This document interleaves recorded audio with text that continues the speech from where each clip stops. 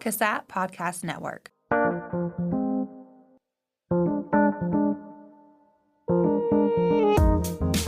Welcome to Season 6 of CASAT Conversations, where we sit down with professionals who have spent decades in their fields like mental health, addiction treatment, business, sociology, and more. In this special season, our guests share valuable wisdom from their careers, reflect on what has kept them grounded and inspired, and offer advice for future generations. Whether you're new to the field, uncertain about your next steps, or feeling burned out, these conversations provide guidance and reassurance from those who've walked this path. Let's dive into today's episode.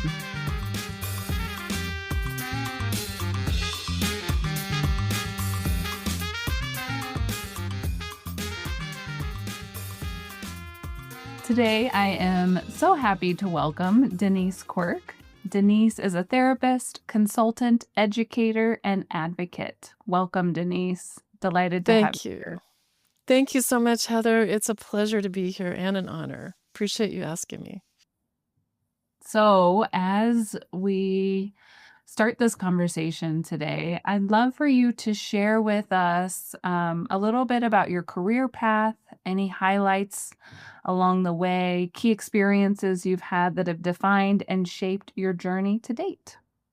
Thank you. So I'm a Nevada girl. I was actually born in California, but spent most of my life in Nevada since I was a little girl. So in 1975, summertime, I graduated from Reno High and started my path at the University of Nevada, Reno. Go Pack. And so I was 17 when I started college, and I thought that I was going to take a certain path. And I think many people might be relating to the fact that you get an idea of what you think you want to do, and then you get exposed to the great life at the university and you get to find out where you want to go. So I changed my major like 4 times. By the time I got my bachelor's degree in 1984, I had, done part-time things. I had switched from journalism to psychology with a minor in human development and family studies. And I had a wonderful, wonderful professor in HDFS who said, you're good at this counseling thing. Have you thought about going on to get a master's degree? And because I was one of the first people in my family to get a college degree, it hadn't even occurred to me to get a master's degree. So along the way, of course, I met and married my husband, the father of my children, and we were both in graduate school together. So that meant we were both working, we were both going to graduate school, and we started having children. So it was pretty wild. It took me until 1992 to get my master's degree done. Had worked in various jobs along the way, which I think all of the jobs and all of the experiences that we have really do become pieces of how we relate to the world and what our experience is, and we can use all of it. So at one point I worked part-time at the University Police Department, liked it, applied for and got a job as a dispatcher at the Reno Police Department, did that for several years, then went on to get a job at the Postal Service. I was a postal worker for 11 years. So government jobs, exposure to first responders and all the good things that they do. My heart is very soft for first responders and military. And so then after finishing up, I'd been 11 years at the Postal Service, and it was time to wrap up my master's degree and start, establishing my private practice, getting going. I had friends at the post office that are like, why are you quitting the Postal Service? It's such a great job. And I go, because I don't want to be here anymore. I want to move on and do what I've been learning to do. And I'm still grateful. I still know zip codes. It's weird how you learn stuff and it's in there. But the thing for me that really launched it was my mentor, Nancy Lee, who was a marriage and family therapist, said, you need to pick a specialty. We're going to work together. We're going to guide you. I'm going to be your clinical supervisor, but you need to pick a specialty. So my first job out of graduate school was at St. Mary's McLean Center, which was at the time one of the only inpatient rehabs, full hospital inpatient rehab in Northern Nevada. And it was, that was the early 90s. So it was in the process of going out, 30-day inpatient rehabs. Insurance companies were no longer supporting them. But I had about 10 glorious months with what I consider, rock star team. We had family day. We had a whole slate, a raft of amazing addiction specialists, doctors, nurses, therapists of all kinds. And so we did adolescent and adult units that we worked on. If anybody remembers the St. Mary's McLean Center, it was amazing. Got my next job at West Hills Hospital, where I was able to finish out all of the hours that I needed for my marriage and family therapy certification. And then I started my licensed clinical alcohol and drug counselor certification. So I knew during the time that I had been at St. Mary's and going into West Hills that I wanted to specialize in addiction. And Nancy Lee and I talked about how there were only 2 guys in town that were doing any gambling treatment. One of them was on the path to retirement, and then another one was moving out of the state. So I just felt like, okay, it's addiction, it's Reno. There's hardly anybody else doing it. I'm going to look into this. So I chose that as a expertise, and that was 1998. I met Carol O'Hare, who was giving a talk for HERAs as a public awareness talk, and I heard her story of recovery for the first time in 1998, and then kind of started following her and the Nevada Council. And it just so happened that year the National Council on Problem Gambling was having their national conference in Las Vegas, and I showed up for that, and I heard people sat at the tables with, I didn't realize, these were all international leaders in gambling research and treatment. And they just welcomed me. It's like I was the new kid. They're like, come sit with us. So I got to know people at a really wonderful social level in that first event. And that was it.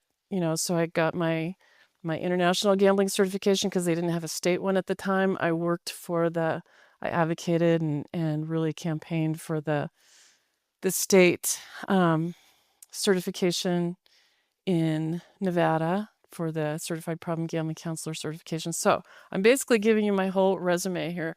But what eventually happened, what kind of kicked it off, was my mentor said, have a tiny private practice at all times.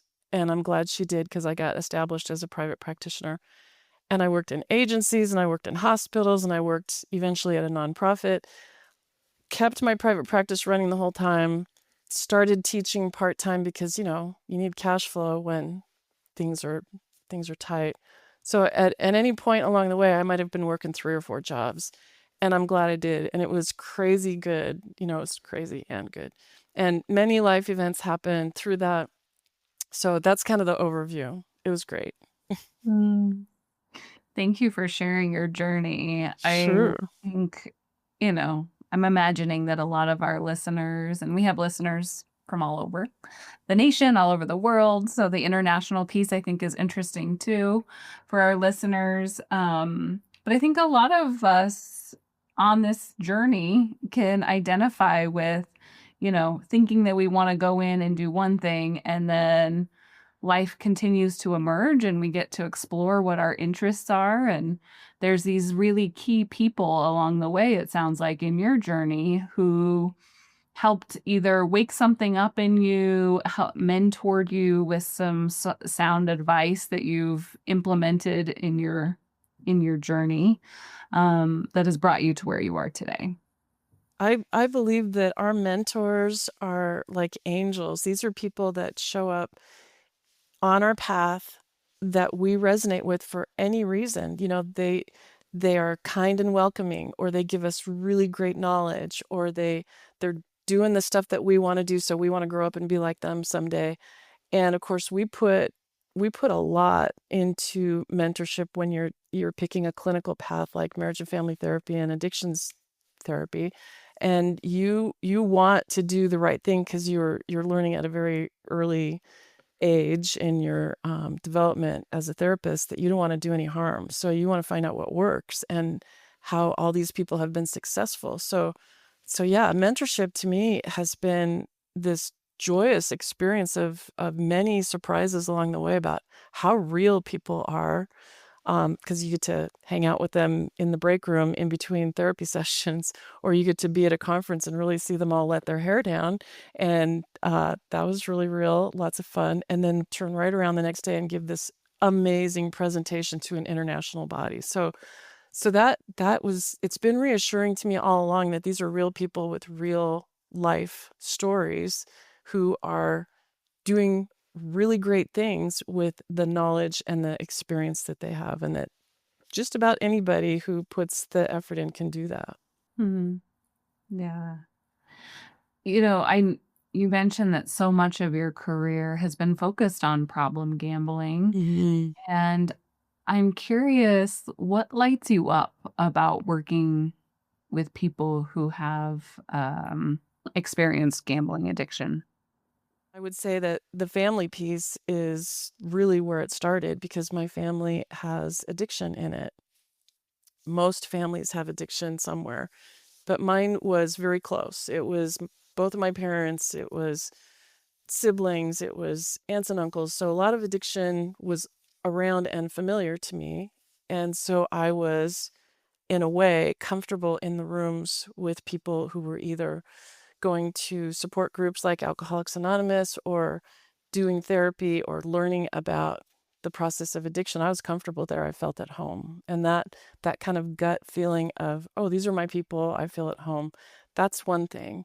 And then secondly, like I said before, there's a need. There's this giant need in Nevada because we are one of the 2 states in the nation that has a extremely high prevalence rate of people who have gambling disorder.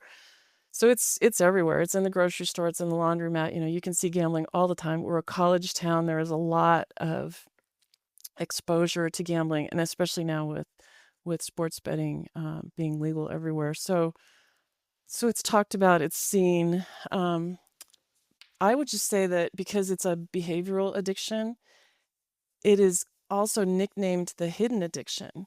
So you can see, smell, or kind of follow certain signs and symptoms of a person who is actively intoxicated by alcohol or a substance.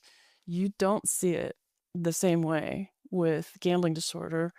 And so I was really curious about, this is a brain disorder and the neurology of it and how it all works, how somebody's whole brain can change in a very short period of time to very irrational when they were just this stable person 1 minute and then they're doing irrational things the next, without taking in any substances. So I've always been curious, intrigued, and really grateful that I could learn any kind of skills that would help families affected by that disorder. Hmm. Thank you. I'm curious, will you share a little bit of the brain science with us for anyone who's not familiar with problem gambling?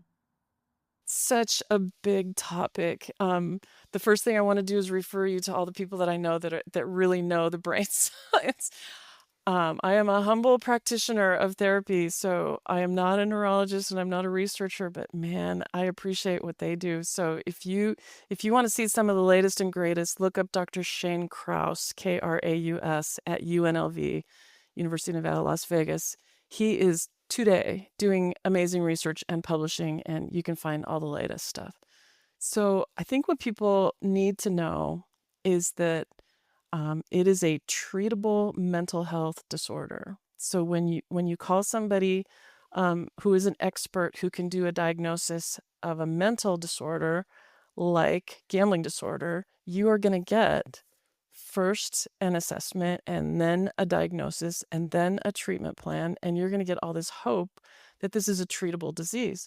So 20-ish years ago, many of us were surprised when different scans of the brain were done, SPECT scans and PET scans in particular, that when they showed a person who is actively abusing cocaine and a person who is actively gambling in their, intoxicated state of gambling, their brains looked a lot alike.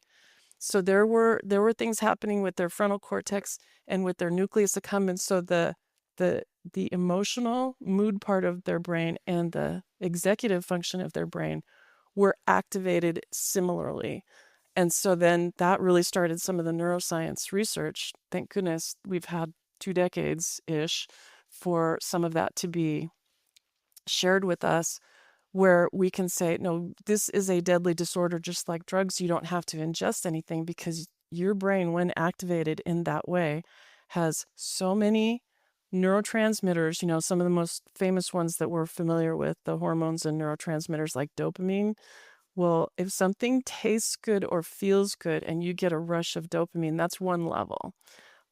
But imagine how it feels if you put something into a machine and you get a month's worth of income given to you in an instant.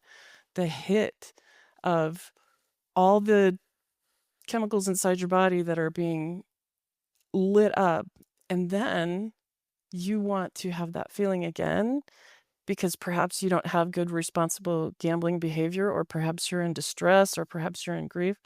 So you decide, well, that felt good. I think I want to do that again.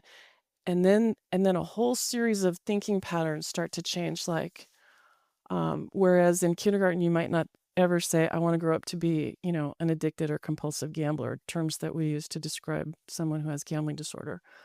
But you might say, I want to be rich, So then this bridge starts happening with your own value system where you go, well, I could do this on weekends, or I could take my, my entertainment money and I could go do this. And unfortunately, it is a very quick path from a big win to an addictive disorder. So there you go. Thank you. I hope that that's helpful for our listeners, and we can Hope link so. to Dr. Krause that you mentioned Mhm. In our show notes. What has been the most surprising aspect of where your career has led you? I mentioned a little bit that I started with a mentor who said, have a private practice, even while I was working in a hospital or an agency, or eventually running my own nonprofit. That was probably one of the biggest surprises when I became known in Reno as a gambling expert. There was a world-renowned gambling expert, Dr. Rob Hunter, who was running the Problem Gambling Center in Las Vegas, and he called me up and says, would you like to open an office of our agency in Reno? And I said, well, what would that entail? He had a wonderful, so mind you, I'm a one-woman private practice. I'm working in an agency treating substance use disorder folks, and he's like, sure, we'll just open this nonprofit. So he shared with me that his very generous board was willing to fund us for the first 2 years. That's a dream for anybody. So that was 2005. So there was a lot going on. So between 2004 and 2005, Dr. Hunter and I had been serving on various committees that were starting to negotiate the legislation for certified problem gambling counselors and other wonderful things to happen in the state of Nevada. So I said yes, not fully understanding what I was getting into, which is a blessing. So got it up and running thanks to him and the Dr. Robert Hunter International Problem Gambling Center that still exists today in Las Vegas. It is an amazing group of people. So the surprising thing was I didn't take business classes when I was an undergrad. So I didn't know how to run a business. I was winging it thanks to, mentors and clinical supervisors. I certainly didn't know how to run a nonprofit. Many people who know me will tell you there were bumps along the way. However, we managed to get through the recession of 2008. We got through COVID, and it didn't close until 2022 when, by attrition, and I say by the graying of our mental health squad in Nevada, there are not as many of us who are able and willing to run nonprofits. So when it was time for me to make a change, because I'd been doing that for 16 years, and I was looking for a replacement, it didn't happen. So I really think that that was a God thing. That was all of our lives are affected by um, divine things. And for me, it was time to say goodbye to the Reno Problem Gambling Center and move on to another chapter of my life. Mm, thank you. I there's a few things that I hear in there for young professionals or even professionals who have been in the field for a little while. And that is curiosity, right? Hmm. Like staying open. What would this entail? Um, Networking, joining committees is a big one, and community.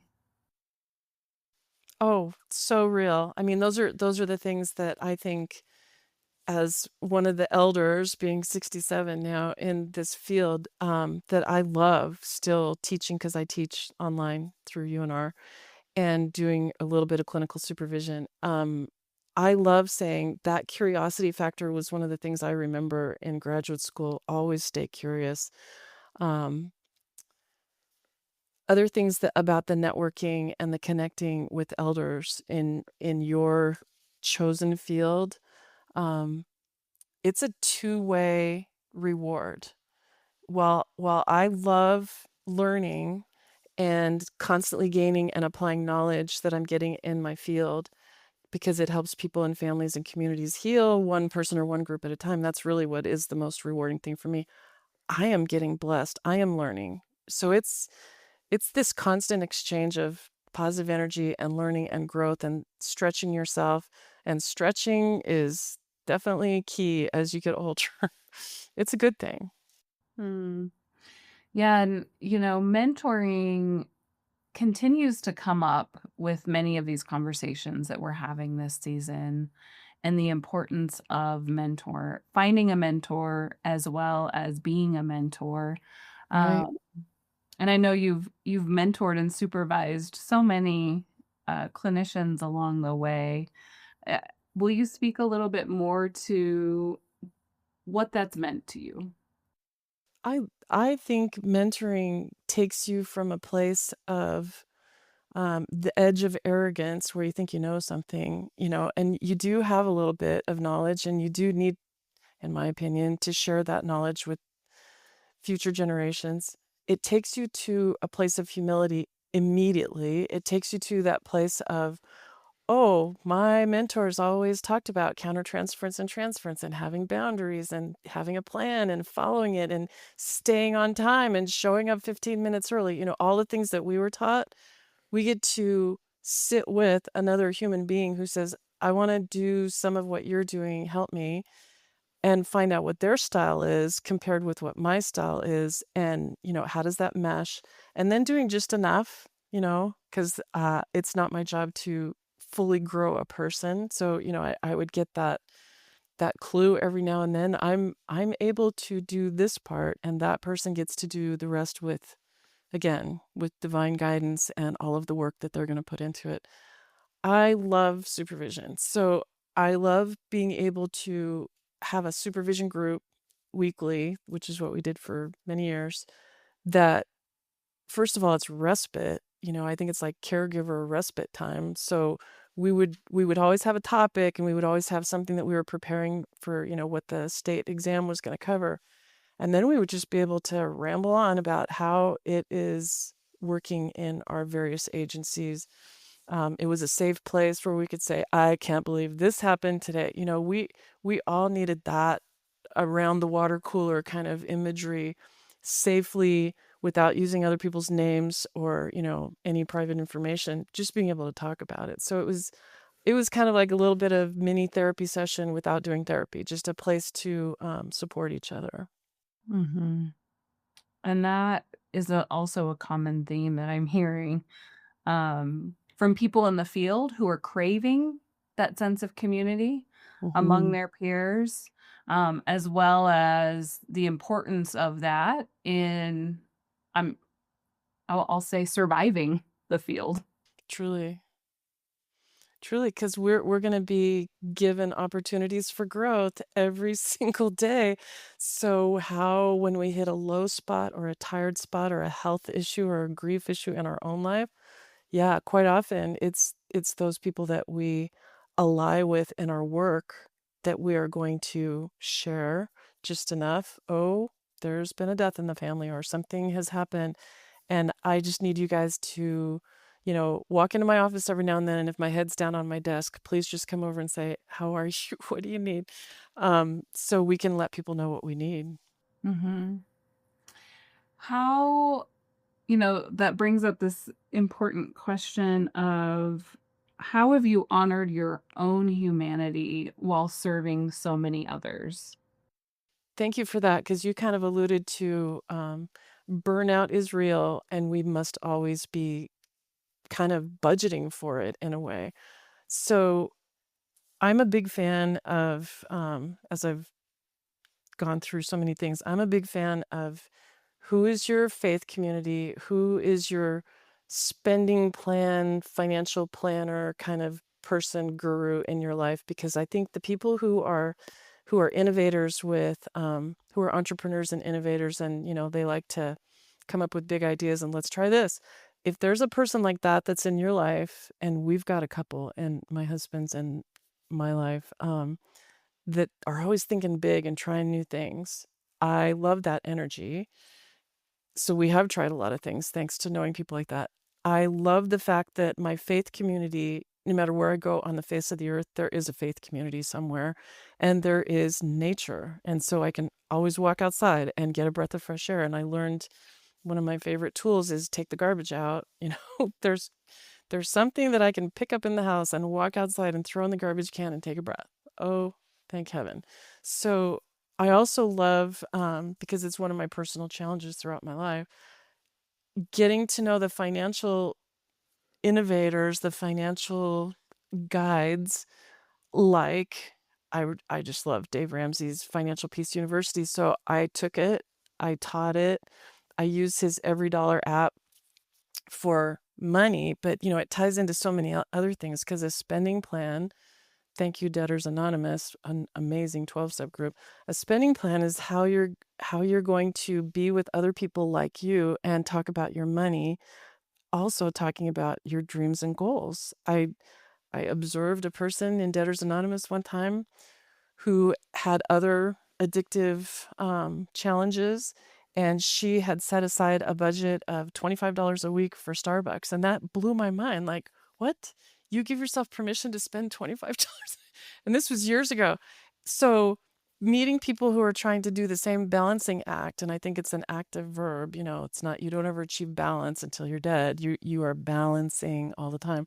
She found that something that she could give herself was that. And so the whole category idea of, what do you want? You want more knitting and more books? That's me.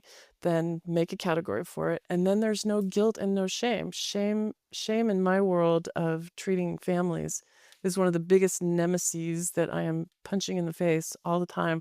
So to put nice boundaries around a spending plan is freeing, and it gets you through all kinds of really uncomfortable things. Denise, I'd love for you to speak a little bit more to the shame and how you worked with clients to address shame. Yeah, it's a negative experience that we all have, in varying degrees throughout our life. So I tried to immediately normalize it and give it some kind of a continuum in the client's own words. And we had to use our own personal definitions, like what is shame and what is guilt. And for me, guilt is you have your value system, you break one of your rules or one of the rules of society, and you're going to get consequences. And you're also going to be given the opportunity to make restitution, to clean it up, and be done. Shame, different. Shame is like the dark side of that. I use this little sock puppet hand motion. Like, on the one side, you've got this dark energy saying, you're worthless, you're no good, there's no hope for you, you're just stupid, why did you do all those negative things? And then on the other side, you've got this light being, which I call an angel, that is like, that's a lie. So hang in there. We're going to get through this, all the values of light that you have. So if you can compare the light and dark thing and get it into definable terms and raise your consciousness about when you're hearing yourself use those kind of terms and develop an action plan. Oh, I'm doing that thing again. Because we are creatures of habit with the negative self-talk so with addictive disorders, choices have been made that have been devastating for that person and the people around them, sometimes quantifiably ginormous devastation. And crawling out of that and coming to therapy and being really courageous in therapy and saying, I need help. I thank people for showing up and asking for help, because it takes a lot of energy and a lot of courage and willingness to say I was wrong. Well, addressing shame to me is on the same kind of idea. All right, we need to talk about it every now and then. We need to quantify it so we can shrink it. And eventually, I know some people who shame is like a surprise in their life now, like, oh, I haven't done that in a long time. So I give as many stories as I can about how you can get through that too. Thank you. Sure. There's like a third piece that I think kind of is relevant here with shame and guilt, and that's judgment. That could Oh, be yeah. both, but then also, outward, if you think about the stigma of, I'll just say, addiction in general, the Right? judgment that can be compounded really seems to feed that cycle pretty significantly. Well said, Heather. The one quality in counselor school, in trainings that you go to keep your certification up, we are constantly being reminded in research, people do not want to be judged. There are very few times in your life where you have to be judged, but we don't want to be judged, and we don't want to be judgmental, and we don't want to receive that horrible stuff. So just being mindful of not judging is great. Yeah. And I don't know about anyone else listening, but I feel like judgment is going to be a practice. Non-judging will be a practice of a lifetime for me. Um, Practice of a lifetime. Yeah, it's one thing to assess your situation or assess the person walking toward you as dangerous or not.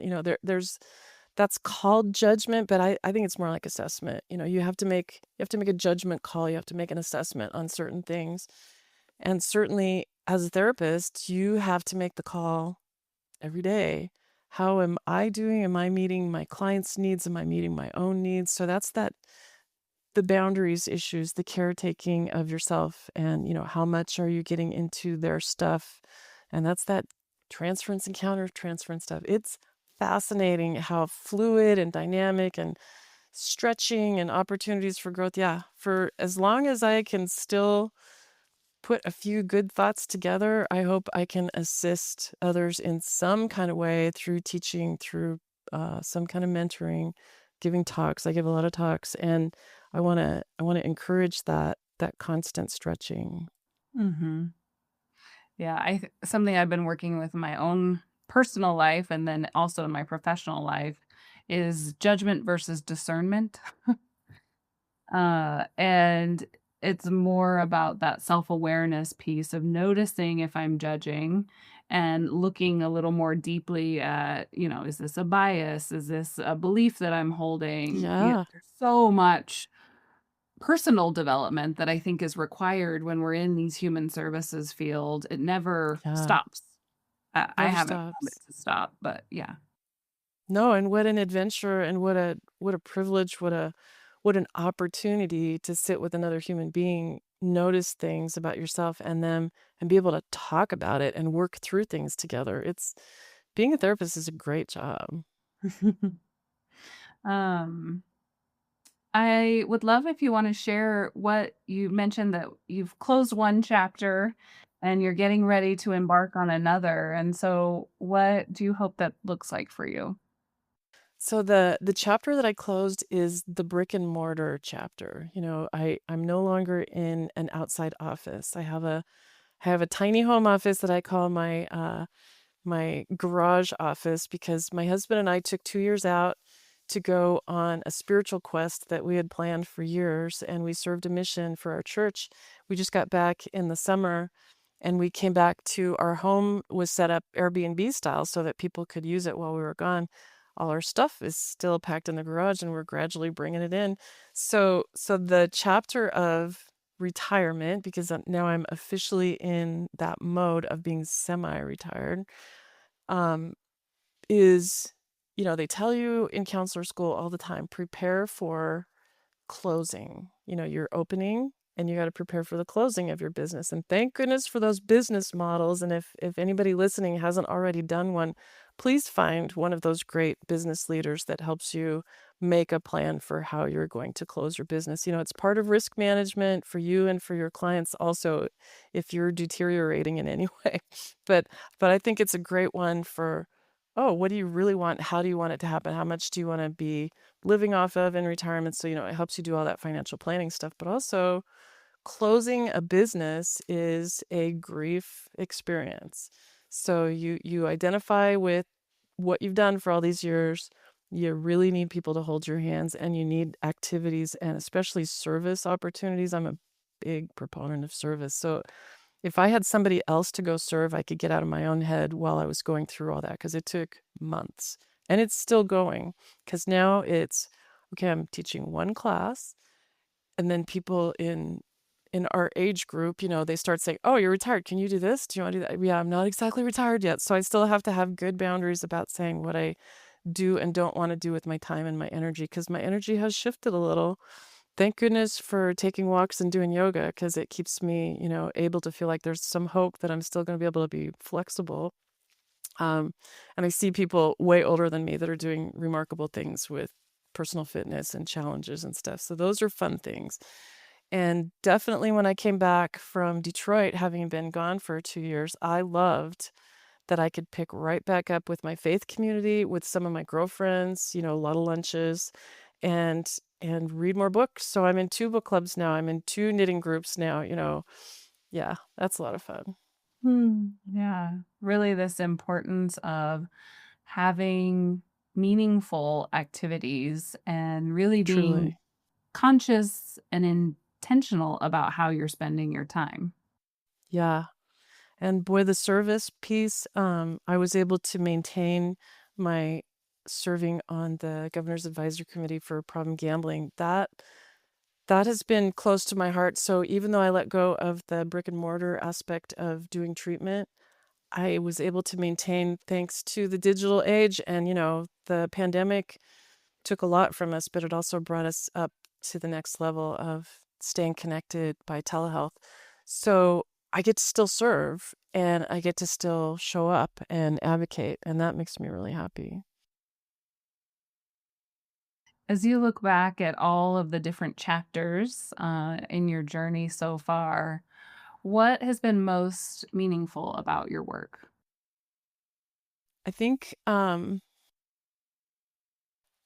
want to put it in terms of the constantly gaining and applying knowledge that helps people, families, and communities heal one person or one group at a time. That's kind of part of my personal value system.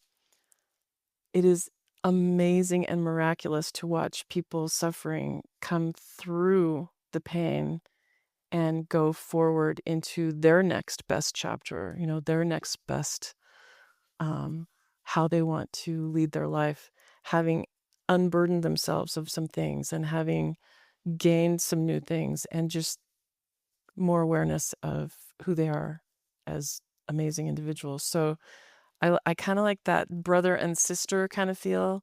We are all equal in that way in my mind. So a person coming in and asking me for help still has so many strengths and so many great attributes. I get to help them find those. Yeah, it's really an amazing opportunity. I kind of call myself a cheerleader every now and then, but I'm sure there's other ways that would better describe it. It's about encouraging and advocating for the person and just watching them grow. It's Mm, so rewarding. love that.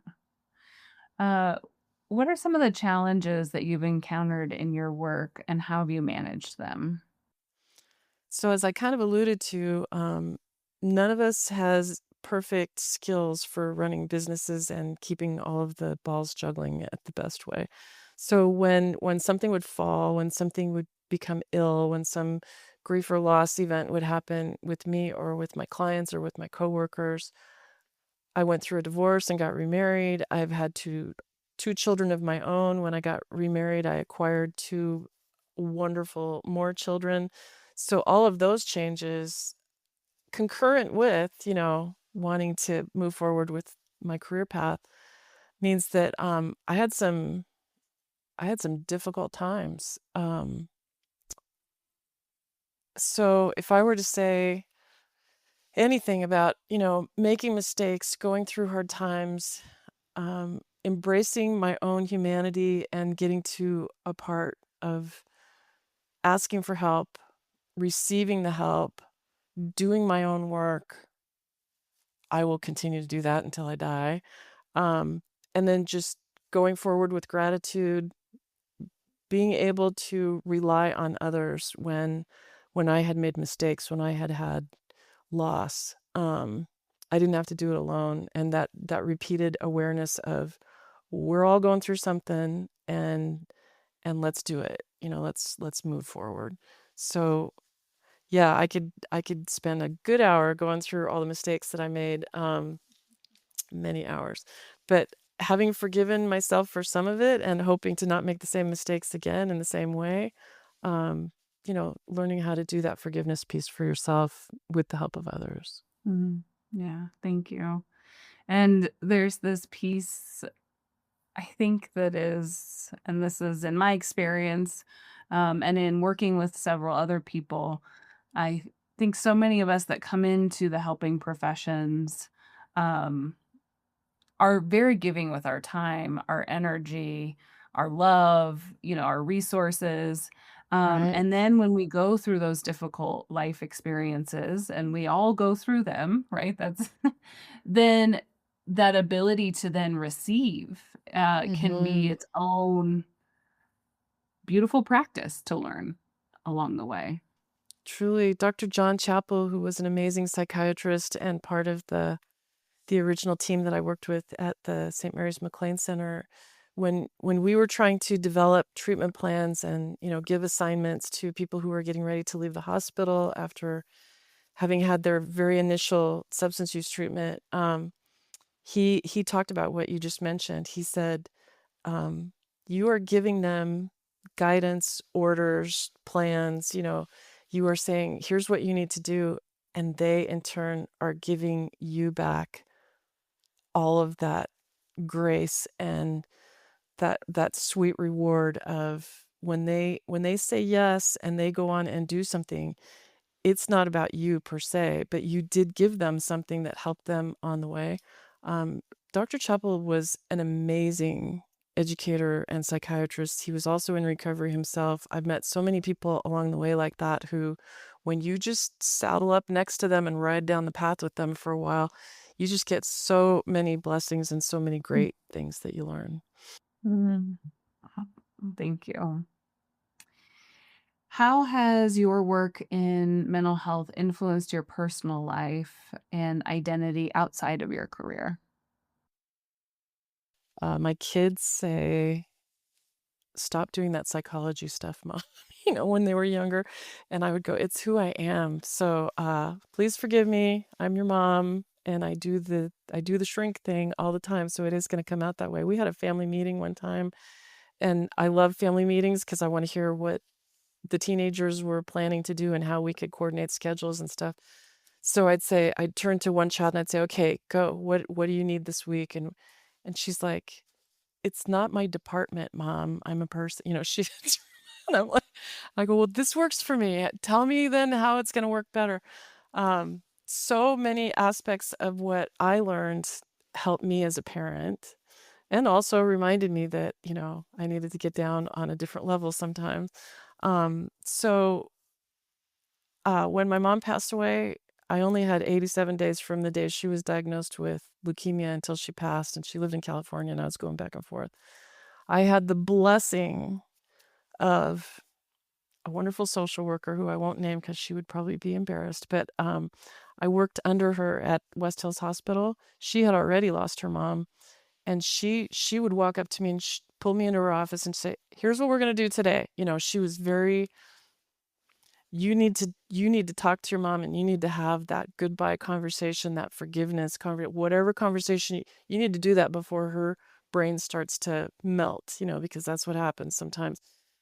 And then she would check in with me and, "How are you doing? Now go this weekend and talk to her." I needed that so much. So all the mental health people that I have worked with side by side over the years, all the therapists, all the people in any agency, when you're around it as part of your career, you get the added blessing of they help you through your stuff. It's been amazing. Yeah. That reciprocity and having people show up for you. Oh, so cool. Mm-hmm. So, as we get ready to close today, what advice or words of wisdom would you like to offer the next generation? Yeah, I have some favorites. I think having a morning routine that involves your brain, whatever it is that you're going to do, whether it's reading or writing or meditating, some kind of little conscious contact. Definitely the meditating piece so that you can be clear before you launch into your day, and always some kind of exercise and nutrition, because we are a unit that needs all those things. We've been asleep for 8 hours. We need some water. We need, so I have a morning routine that I love, that if I can do it, it's 2 hours. So you can't always get the whole 2-hour morning routine, but you can do some version of it. And there's a guy that wrote several books about the miracle morning, Hal Elrod. He's got some very good designs on that. I think enjoying the journey and staying curious is part of my life motto. There's always joy somewhere, and I want to stay curious and open. My mentor said specialize. I think that's a great idea. Pick a specialty, because then you put that up on the wall and that's who you are. That's part of your identity, and that's who people look to when you're doing networking things. And plus, you just get to feel kind of good. Yeah, I knew 2 more things than that other guy about that one thing. So follow the research and the legislation that goes along with that. Join the clubs, join service clubs, professional organizations, your church, your outdoor group, your fitness challenges, your girlfriend groups. Please stay connected to the people that you love in all those different ways. When you join a club, it's different than being on the periphery. So join it. Stay connected to your elders. Thank heaven for elders of all different kinds. Write and review and use your spending plan every week, whatever that is, whatever tiny version or big version of your spending plan. Please do it. Your clinical supervisor, your grandparents, the people ahead of you on the path are going to help you with that. If you want to ask them how they've done spending plans and budgets, ask them. It's pretty awesome. I love Financial Peace University. That's my favorite style. Use experts to guide you. You are not the expert of everything. As children will often remind you, you are not the boss of everything. So go hire people. Thank heaven there are people of all different kinds of expertise out there, and use them. And give yourself some grace about being out of balance sometimes, and find your way back from the extremes toward the center. Well, Yeah. thank you, Denise. Really Oh, you're so welcome. being here. It's been a joy to talk with you today. Likewise, Heather. Thanks for all the kindness and the love.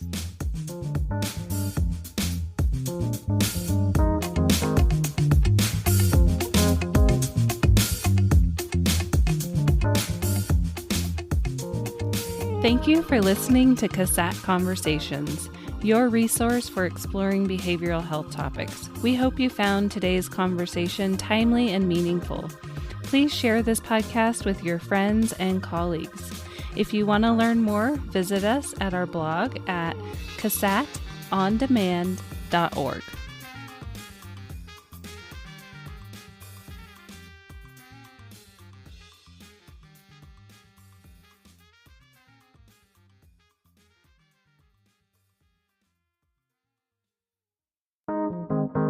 CASAT Podcast Network.